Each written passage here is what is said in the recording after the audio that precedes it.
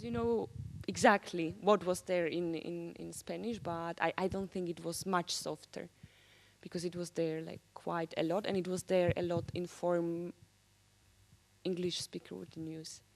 So yeah, but this is always very tricky, and we deal with the same issue.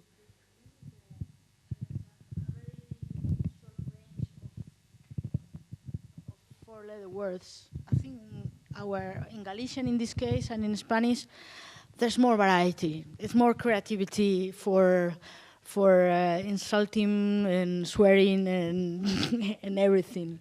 So I wanted to have your impression about this, because sometimes we feel we lack that for translating. But I don't think it was. Is it on? Yeah. Okay. I don't think it was that soft.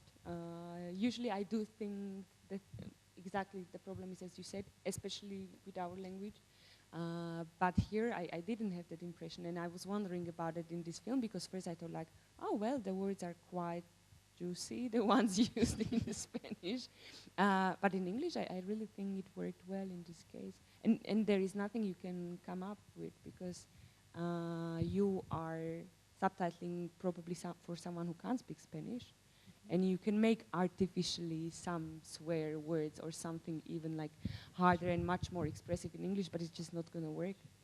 So you don't have much choice, actually.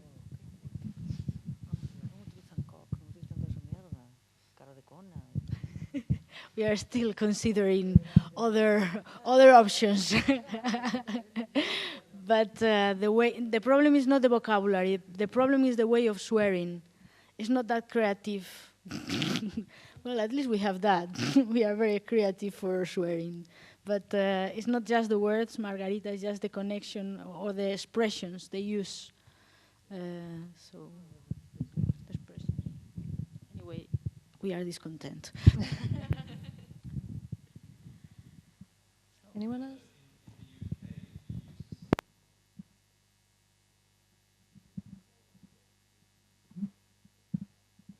Use that here, which is quite interesting. If kona means what I think it means, so instead they used the F word. So yeah, so yeah, and completely agree with the idea that in Finnish as well, the swearing can be more creative, and normally when it's translated into English, the F word seems to kind of encompass almost everything, and the C word is reserved for extreme cases only. So yeah, so I didn't understand the Spanish swearing, but it didn't strike me as that's bad, but it was also clearly quite abusive at the same time as well. Yeah.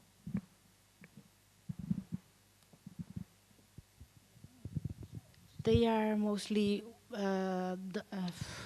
phrasal verbs, no. Oh my God, already made expressions.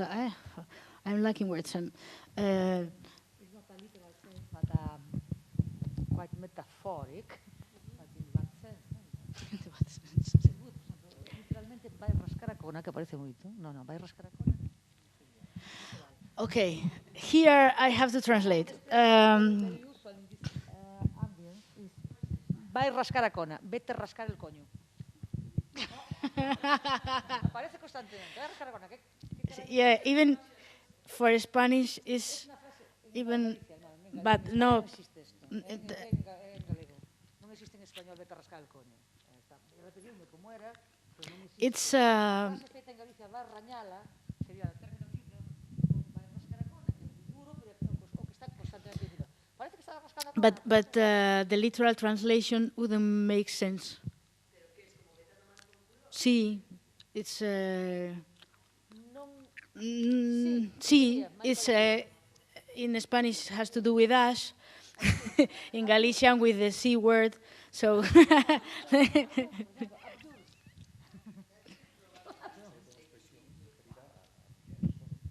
Só para mulleres, claro, é diferente. Pero fuck off pode ser jódete, pode ser mil cosas. Fuck off is so.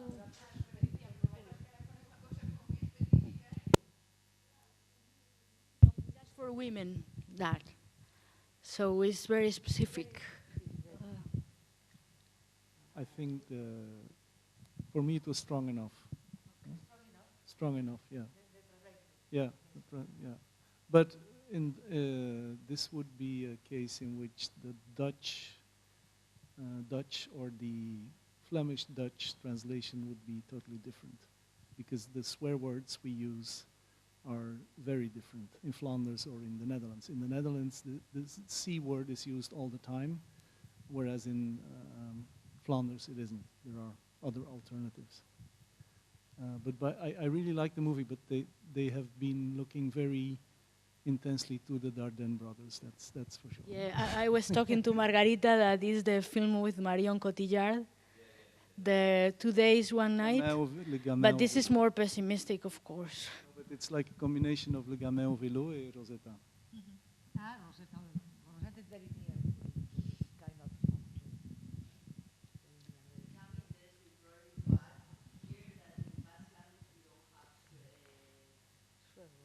Swearing. No. You do that in Spanish. If we swear, we go in Spanish.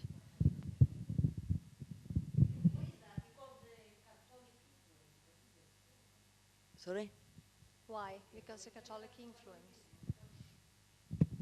Maybe we can have a couple of swearing words, but that's all.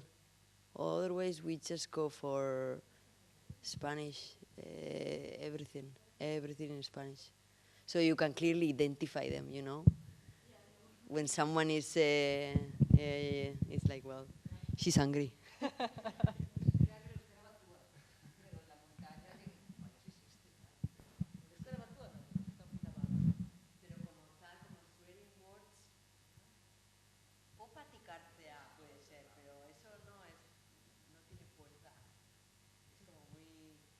Well, Galician has plenty of that. We can load some. Oh my God. Even from the Middle Age, the cantigas de escarnio. O si estarían prohibidas as cantigas de escarnio. In the Middle Age, and we used to have this 3 types of poems, were love, friendship, and escarnio, which means scornful poems. And in those, you start to see the variety of different ways of putting someone down. And it's very interesting that some of them are kept in the contemporary Galician. So, and the expressions, the idea of the particular swearing for women and for men, they remain, and had to do with sexual, of course, with sexual things.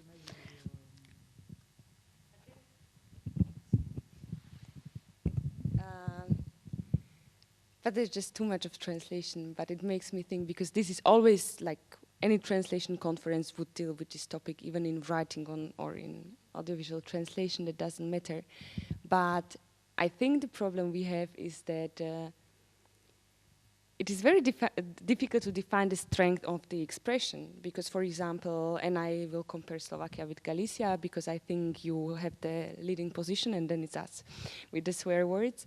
And if we use it a lot, if it comes to the text, if we use it a lot in normal context, in everyday life, not at work, usually, but sometimes there are situations like that, then is it really that strong? Because if you use the C word in English, well, that's very, very, very impolite and quite sensitive. And we use it at home. We use, really the worst one. So we think it's strong because you are comparing it to what we think the F word means in English. But, I think the way how we use the swear words like Spanish, Slovak, Polish a lot, and Hungarian a lot, definitely, then they are not so strong. For me, sometimes, and well, I swear mainly when I'm angry, but when I use the hardest ones, I can say that because it's just few of us. For me, it's like saying something like, go to hell, and I say something really terrible. And it's not just me, it's everyone I know. But it strikes me that in Spanish, people use strong words with very friendly meaning. For instance, if you say cabrón, it can be my dear friend. Yeah.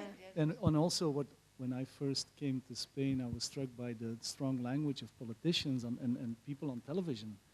I mean, or in professional meetings. I mean, it's so I think it's not only in Galician but also in it's more than, I mean, if you would use the words that are used by Spanish academics in a meeting in Flanders, you would be in trouble.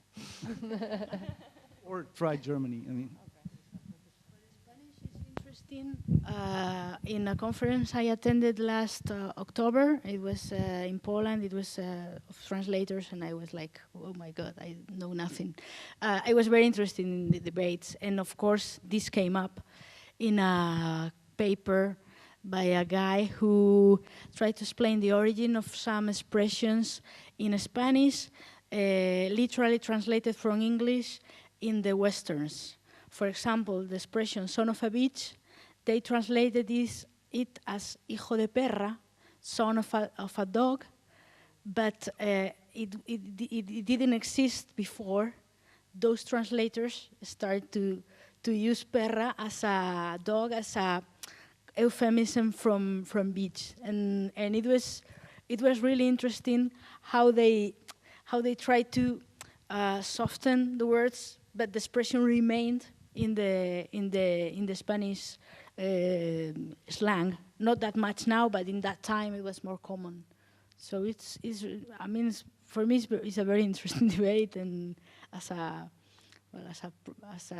not a specialist, of course, but for you should be just that topic, right?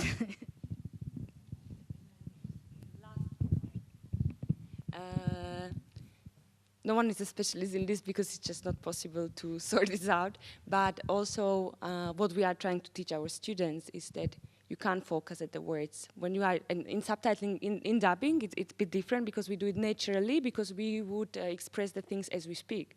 But in subtitling, you are thinking too much sometimes, and you are trying to combine things so that they fit. But it's not about the words you use. It's about the message you want to send. And I think we could get it, like, based on the two women, and even about the woman who was the boss. Because for me as a viewer, it's not important which words she said. It's important that, okay, we know that she's a terrible person. I know that I would get a heart attack working there for 2 hours. We know that it tells us maybe something about her social background. And you get it even from the less expressive forms in English, because that's exactly the same things they express. Just not maybe, you know, reflecting the very, very tiny notions, but those were not important. The message was important, and I think we got it, but then we have the film critics to say that, but for me, that worked well. The fact that she's shouting, I mean, the expressiveness of the sounds, you don't have to understand what she's saying, but you get the aggressiveness in a way, I think.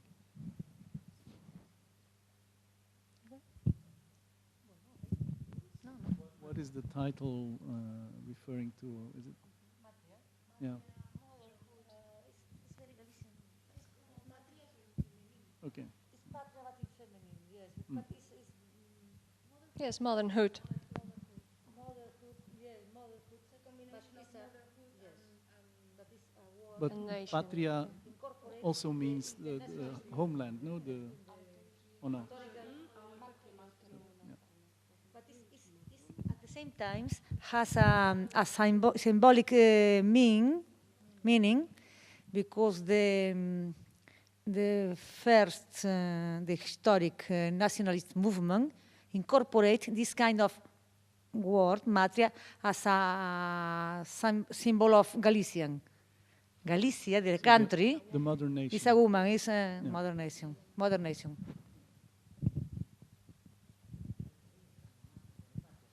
Just to avoid patria, because what's Spanish, patria? To avoid, patria is matria. But here And in because this the title, I think migration it combines with the idea of matriarcado. Yeah? No, it's for the recording, actually.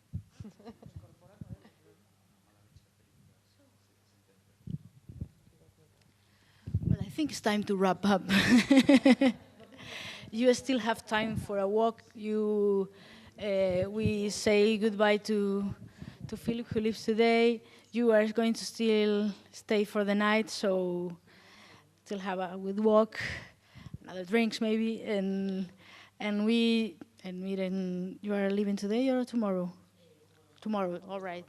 So we want to thank you for coming, for sharing your expertise, for sharing your ideas, and we want to keep in touch with you all. I think the group worked very well, and I hope we can meet again and to share the advances of our research with you. I would like to thank Silvia for her hard work in organization. And well, again, you are very welcome to come again, and maybe we can visit your countries for the next time. Okay, so thank you very much.